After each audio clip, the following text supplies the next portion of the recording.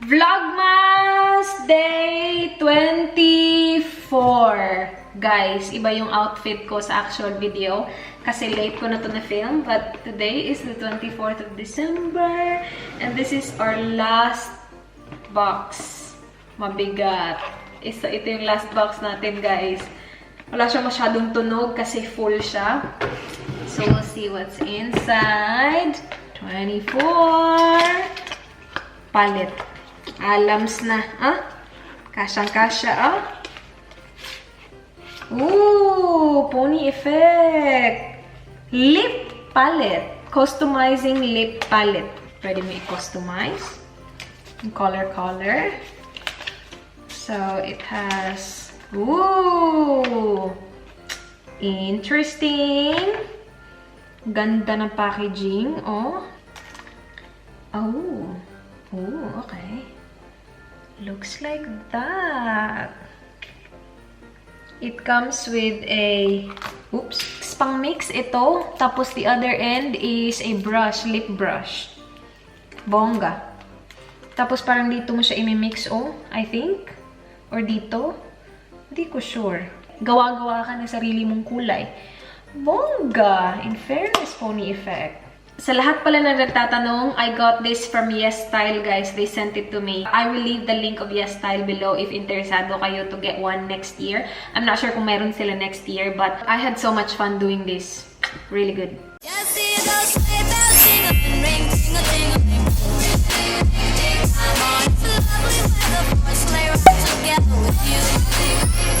Hello guys! Let's get ready! Today is the party, guys. 22nd of December 2018.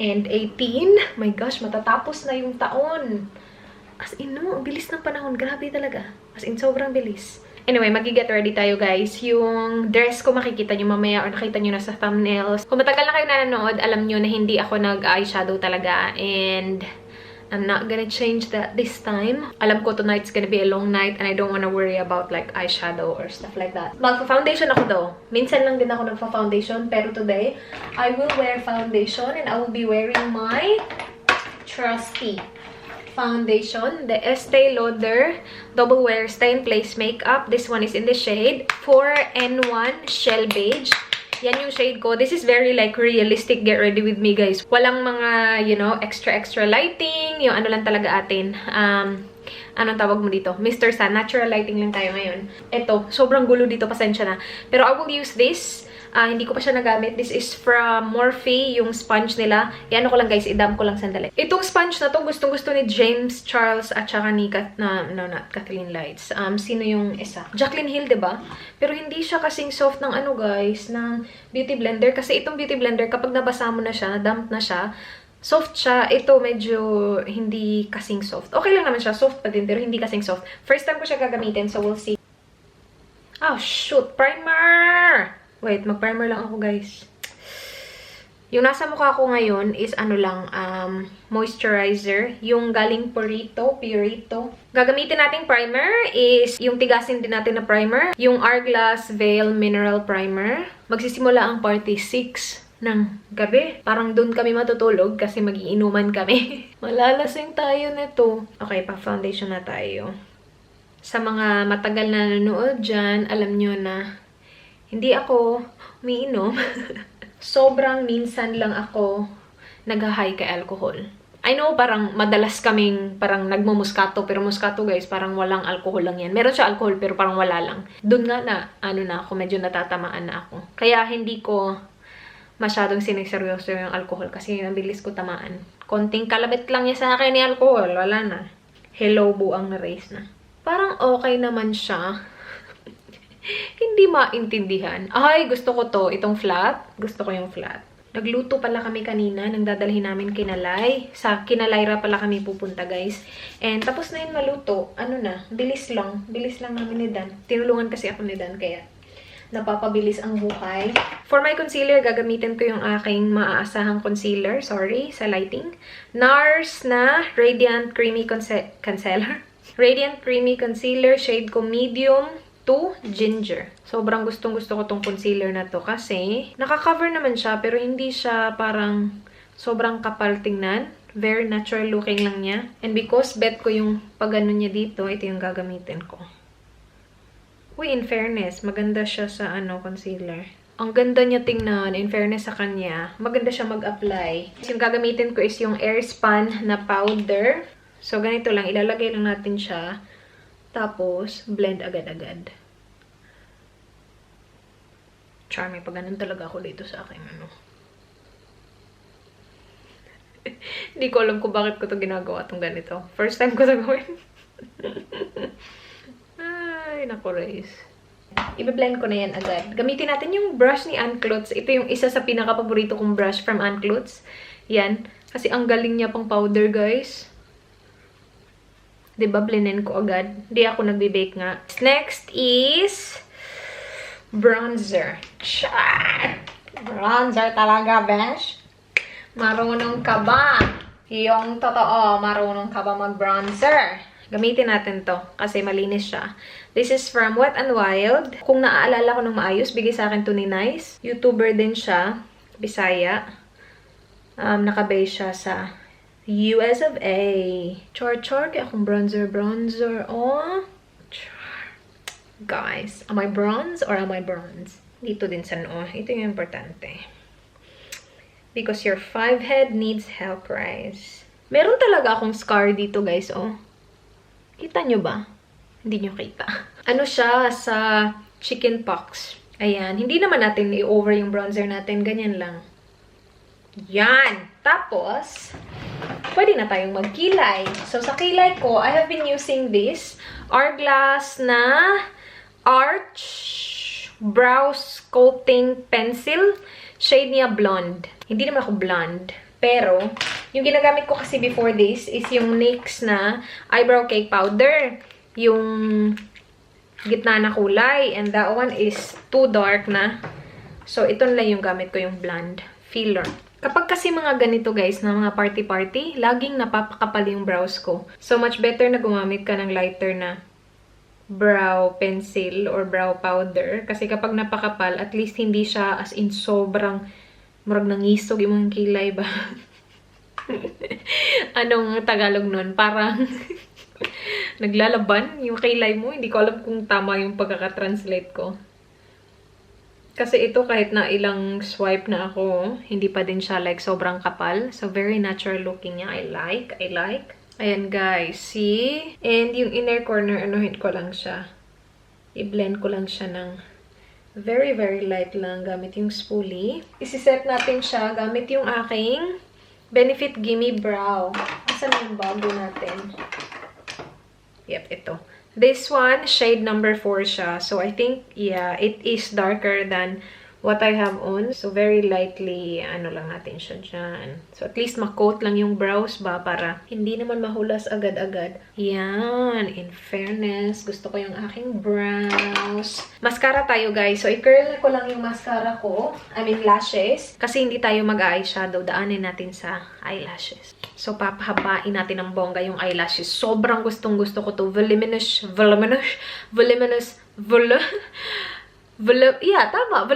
Lash Paradise from L'Oreal.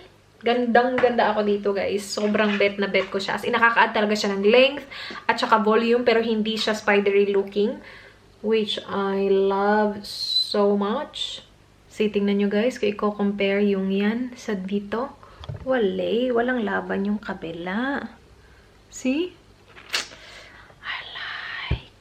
Ganyan na yung itsura ng ating mata, guys. So, lashes lang ha. Lashes lang yung panlaban natin. Walang eyeshadow. Now, maglalagay ako ng eyeliner. If you guys have been watching my vlogs, my videos, my sit-down videos, alam nyo na hindi ako nag-eyeliner kasi sobrang sensitive ng mata ko, especially kapag nag-contacts ako, na sobrang namumula siya kapag if I use a certain eyeliner or mascara. Pero this eyeliner, I have been using... hindi naman araw-araw kasi hindi naman ako nagme-makeup araw-araw. Pero ginagamit ko siya kasi tinetest ko siya. Hindi siya nakakairita sa mata ko kahit na nag-contacts ako or may contacts ako. And sobrang long-lasting niya, guys. Ito yung Mersey First Gel Eyeliner. Today, I will be using 2 shades. So, I have the, what do you call this? Dutch Brown. Ito, which I will use on my upper lash line. And then, the shade Glam Bronze, I will put on my dito waterline. Kasi nga, gold yung theme, black and gold yung theme ng party. Yung Dutch Brown, ilalagay ko lang siya sa taas, guys, para lang, dark tingnan yung mata ba. Parang may pagka-smoky ng konti kahit wala namang eyeshadow. And this is really pigmented, as in naglalast talaga siya, guys. Hindi siya nagsasmudge. Ilang beses ko na tong nasuot sa vlogs ko and pinapakita ko sa inyo kung ano itsura niya at the end of the day. So, yan yung difference ng meron at saka wala. So, nakaka-add talaga siya ng oomph sa mata. See? Yan. Sabi ko sa inyo eh. Dito naman sa waterline, itong Glam Bronze yung gagamitin natin. Para lang awake yung mata, tingnan ba? Ayan. Ay, bongga. Gusto ko siya. Ay, hindi ko sure kung kita ng maayos, guys. Pero naglagay ako ng, ayan, Glam Bronze dyan. So, yung gagamitin ko na blush, ito guys, sobrang favorite ko to. This is the 3CE na Rose Beige na blush. I got this from Yes Style. Ililive ko yung Yes Style link ko in the description box. Pero gustong-gusto ko siya, guys. Ang brush na gusto kong gamitin with it is ganito, yung parang, gusto ko siya kasi hindi siya vava-boom. Very subtle lang niya na, yun nga, tama ng tama yung pangalan niya, Rosy Beige. Para sa akin, very classy nung kulay niya. Yung highlight na gagamitin ko, alams na. Ito yung pinaka-paborito kong highlight and very vava-voom niya talaga kapag seryoso mo siya. Becca na Champagne Pop Buhok Besh. And yung favorite ko na highlighter brush ngayon is yung galing kay Morphe, guys. Ito Morphe Y14 na brush. Ang cute niya and perfect siya pang highlight. Para sa akin ha, perfect siya pang highlight kasi meron siyang pointy tip. Lagay mo lang siya dito. Very lightly dab lang. Kasi nga ito kapag sineryoso mo, sobrang vava-voom itong highlight na to. Ilang beses ko na itong nasabi sa video ko. This is a perfect highlight para sa mga morena. Lalagyan ko din yung ko, guys, sa brow bone ko. And then dito din sa ilong. Cupid's bow. Pak! Wait, lagyan ko lang yung brow bone ko ng highlight. Ayan, ang puti na natin tingnan dahil kay lighting. Wait, i-close ko nga yung window. Sandali. Ayan, ano nang next? Tapos na ba ako? Ang ganda ng eyeliner.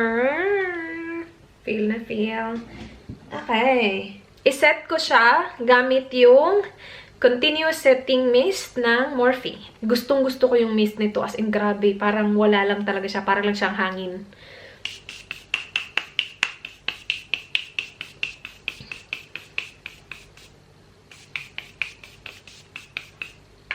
Over. Lipstick.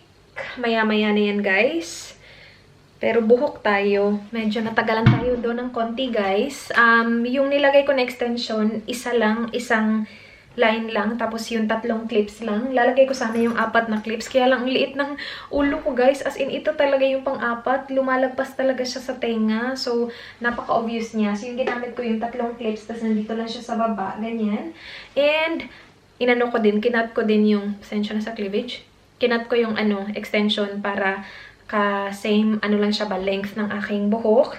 Tapos, ikukulot natin Kukulot natin siya, guys. Ang hirap ipakita, guys, kasi nakatayo ako para makatingin ako dun sa mirror na yun. Pero what I did was, kinulot ko yung buhok ko gamit ito, guys. So, ginanon din siya. Ganyan. Tapos, hindi uniform at all sa kung saan ko lang feel kailangan siyang kulutin. Ganon. And yan na. Yan yung buhok natin. Lipstick, guys. Stila Stay All Day na Firenze. Yung gagamitin natin. After nito, magbibihis na tayo, guys. Ayan. Yung lipstick, guys. Okay. Okay na? Okay. Suotin natin yung ating dress. Guys, ito na yung outfit ko. Ding, ding, ding, ding. Shoes from Muy Bien Bonita. Dress is from NKL sa T3 Plaza. Clutch is from Rebecca Minkoff. Ganyan. Yan lang. Bracelet, Pandora, my rings, ring from Mamay. Hindi ako nagsuot ng necklace kasi silver yung necklace ko eh. And then I'm just wearing yung binigay sa akin ni Dana earrings from, is this from Michael Kors? Mm-hmm. Star. Yan. Magpa-picture ako dito. Turn around, babe. Picture me? Turn around. Dang, dang, dang, dang. And guys, nilagyan ko ng Hollywood tape dito. So kahit na magganyan-ganyan ako, hindi siya kita. Yan. So ganyan lang siya. And wala akong arb kasi makikita kapag may arb ako. So yan. Outfit of the day. Ding, ding, ding. Do you like my outfit? You look good, babe. Yung makeup natin, kumusta na? Ayan, guys. Diba? What about my outfit? Oh, yeah! Dance outfit! Char. Wait up. Where did you get your top, my love? From Lowe's. Lowe's? Shorts? No idea. How about shoes? My mum. Do you like your outfit? Love my outfit. The theme is black. It is. And you're wearing white. I'm an angel. You're right. Let's go, people. Listen tayo, guys.